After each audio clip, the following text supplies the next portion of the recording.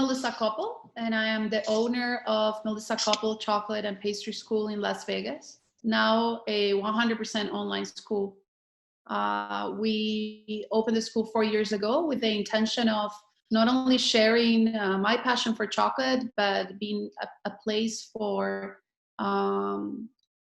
showcase other professionals and different, let's say, out of the entire pastry world. So chocolate arrived in my life without expecting it. So I said, okay, if I'm going to stick to this, I better incorporate my pastry background. This is the only way. If I cannot do that, I'm going to quit this very quickly. And that's exactly what I did. I actually, on my free time, I would just work on ideas, even if those ideas had nothing to do with chocolate, right? So I started incorporating cakes and elements and mousses and very unique different things, elements inside chocolate shells.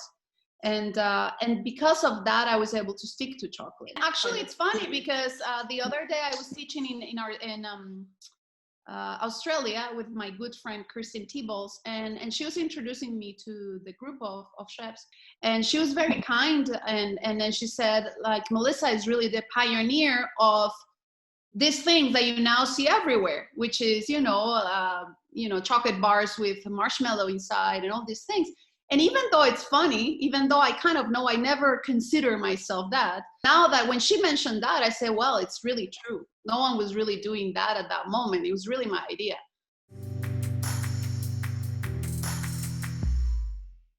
I do come from a culture where we tend to improvise and we tend to the struggle is so big, I'm Colombian, that in a way we're kind of used to it, to suffering and to battling.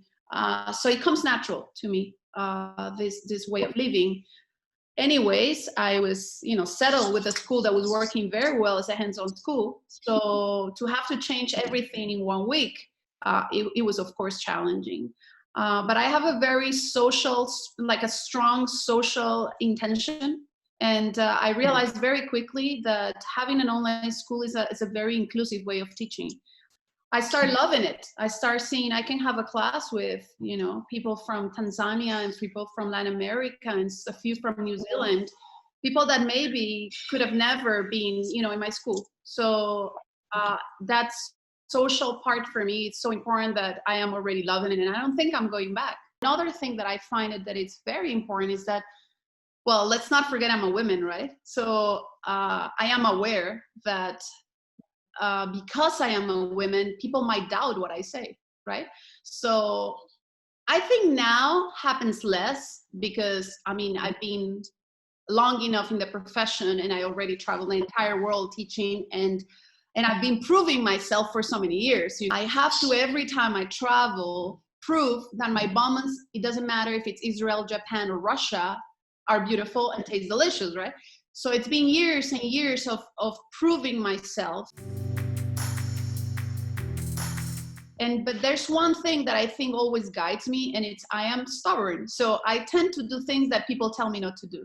So certain decorations that you should, for example, keep the mold, upside down, I turn it vertical, to see what happens. I want to see what happens. Why you're telling me not to do something like, and I also destroy many myths about chocolate because I feel the ego in the professional is so big that when people don't know something, they tend to just invent things. I think I like to take the hard route always. This is just my personality. I try to break my head. I have a funny note on that because I only pretty much 99% of my bonbons are in a half sphere, shape. Because if you have the same canvas and you have to make 20 or 30 different bonbons that look different, you really are breaking your head. What else, or how far I can take this shape? How many designs I can come up with? And I came about that realization 15 years ago when I said, changing the color and changing the mold doesn't make that I'm creative. But if I have the same shape, and I better come up every time with a new design. The way that I do it right now, it's different. I think traveling really inspires me. Every time I go, I don't know, if I'm in Hong Kong and I have this boba tea with passion fruit and jasmine, I'll immediately will arrive to Las Vegas to make a bonbon. That, and another approach that I've been having lately, which is very interesting, is just grabbing one element. So for example, hazelnut, which is my favorite nut, and then playing around with, which pastry chefs do play like that, but chocolatiers no. So for example, okay, how many elements I can put inside that are, you know, with that flavor. I don't need to like improvise with other flavors. I already have an amazing flavor, which is hazelnut. So, you know, I make a ganache and I make a duja and I make a caramelized hazelnut in the center, whatever. So restrain myself with combining too many things. Usually lately gives better results, you know.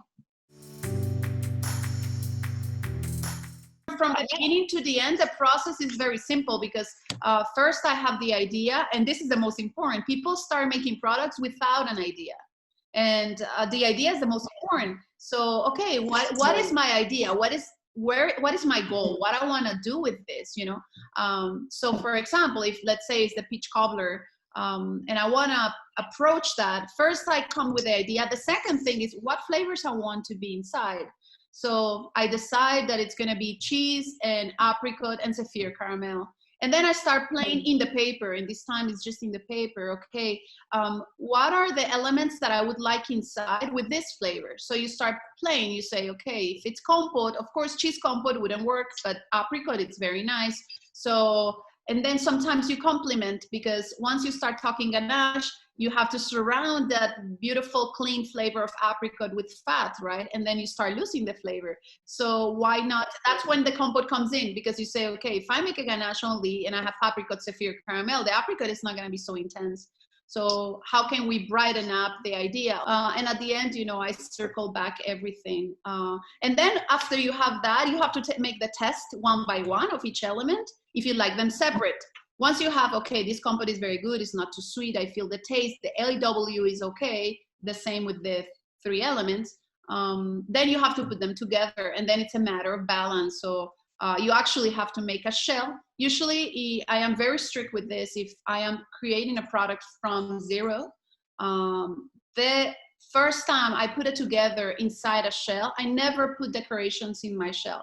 If I am trying to be objective about a feeling, makes zero sense that I'm gonna put a beautiful shell shiny with all these colors. When I eat that product, I'm not gonna be objective about what's inside. So I just make a pure shell. I just try it together, and then I determine, okay, I put too much ganache, the cookie's too thick, you know, the little details, and then after it goes to the final touch of decoration. Nowadays, the main goal is to create attractive products that get a lot of likes and attention. For me, if the product is not worth eating, it doesn't even pass the step on let's decorate it. I would be very interested in fighting with the tool. Having these really hard discussions on, I don't think what you're saying is right. I am a person that I am always aiming to get better and to do better things and to push forward. And I am not scared of spending or changing, or, you know, because for me, you know, it's so anything that, any resource, any person, any idea that it's, you know, pushing me forward and bringing, you know, that for me, it's a blessing. I'm always so open to that. You know, I'm in constant change. I mean, we're all in constant change. We just don't admit it, and we're scared of it, which is different. It's hard because they don't want us to think, right? Okay, you tell me, but tell me why. So technology comes in very handy in that sense. Not only technology talking about appliances or new robots, or but also technology in my technology inside my kitchen, you know. So that's why having tools that measure things and so on is so important. Because if someone comes to me and tell me, you know what, if you add glycerol to your recipe, it's gonna last 10 times more. Okay, let me check. I'm gonna check with my tool, and I'm gonna tell you if you're telling me a lie or if it's true, right? I think the future is breaking down your product. So offering a wide variety of products for all types of customers. So of course I talk more about the US if we're talking about a retail shop. So in the US, everybody has allergies. Everybody has a different diet. Everybody has a different interest. So the people that only eat raw food, the people that only eat vegan, the people that only, there's very fair trade, all these things. So if you have a few classifications of those, I think your business is going to go much better than if you just do regular chocolates, for example, or regular pastry. If you have a pastry shop, it needs to be, again, gluten-free, vegan, paleo, keto, and so on. I think it's just important to support each other. I think that we need to, especially for my community, I think that we have to stop thinking about ourselves and just think as a community, especially in times right now. It is very important to feel that support. And that's actually why I started my blog, because I think it is, now we connect in a virtual way, but the virtual needs to be warm, and we need to feel that we've been heard and listened, and that there is someone there that is going through our same struggles. So the message would be more that, like, let's stop the competition and start, becoming more a community, and help ourselves and become stronger together. I think that is important. And I think it's just for humanity. It doesn't really, in reality, I think it's for every single craft, and every single, doesn't necessarily need to be talking about chefs or chocolatiers or food industry.